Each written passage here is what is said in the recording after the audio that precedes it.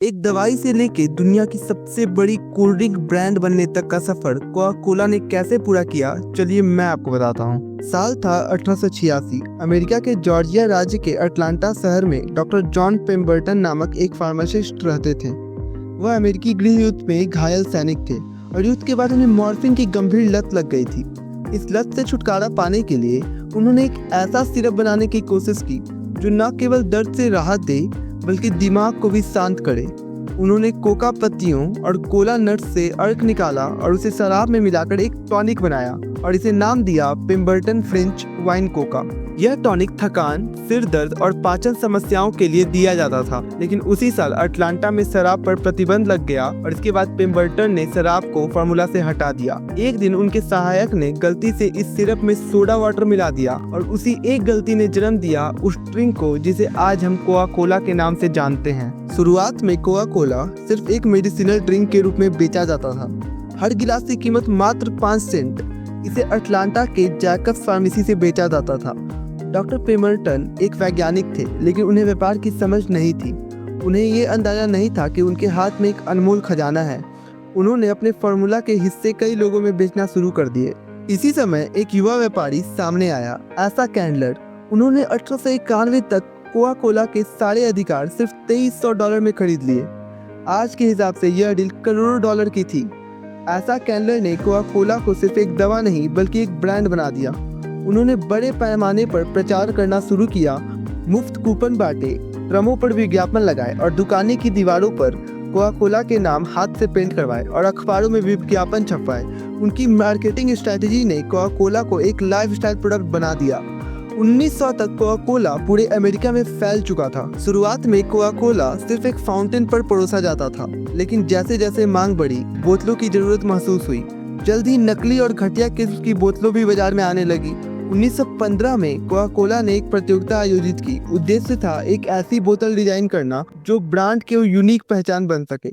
Indiana की root glass company ने एक ऐसी बोतल डिजाइन की जो अंधेरे में भी पहचानी जा सकती थी। यह कॉन्टूर बोतल आज भी कोका कोला की पहचान मानी जाती है।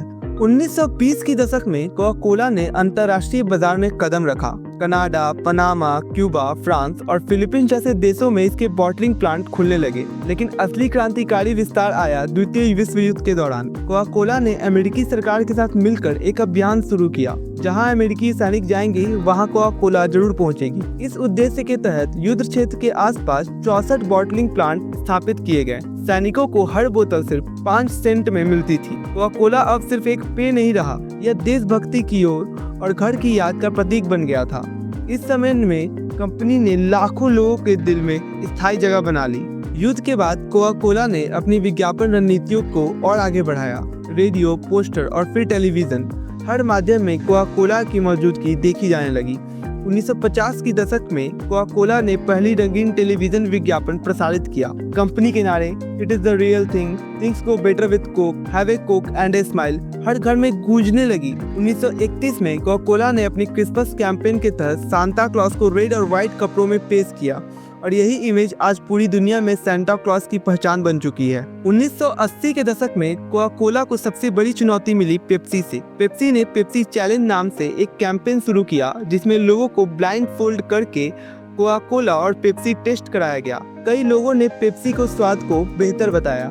इससे घबराकर कोका कोला ने क्लासिक फार्मूला बदलकर न्यू कोक लॉन्च किया, लेकिन यह प्रयोग बुरी तरह से विफल रहा।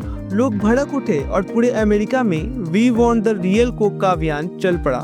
मात्र 79 डेज के अंदर कोका कोला को अपने क्लासिक फार्मूला पर वापस आना पड़ा। यह विफलता एक सबक थी और इसे साबित कर दिया गया कि लोगों की भावनाओं में कोका कोला कितनी गहराई से जुड़ा हुआ था। 1990 की दशक में कोका कोला ने पूरी दुनिया में अपना साम्राज्य स्थापित कर लिया। कंपनी ने Sprite, Phanta, minute made, Thums up और दसानी जैसे ब्रांड को खरीद लिया। कोका कोला ने मैकडॉनल्ड के साथ रणनीतिक साझेदारी की और फीफा वर्ल्ड कप, ओलंपिक जैसे विशाल आयोजनों में टॉप स्पॉन्सरशिप हासिल किया। आज कोका कोला 200 से अधिक देशों में उपलब्ध है और हर सेकंड 10,450 से अधिक कोका कोला उत्पादों की खपत होती है।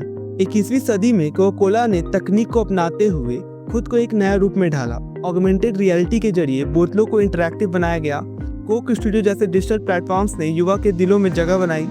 जहां लोग वर्चुअल कोक अनुभव कर सकते हैं। और 2024 में कोका कोला ने एक नया इतिहास रच दिया जब उन्होंने AI की मदद से पहली बार एक पूरी तरह से sugar free future themed flavour launch किया, Y300 कोक। 1886 में एक गलती से जन्मी हुई ड्रिंक आज 2025 में पूरी दुनिया की पहचान बन चुकी है।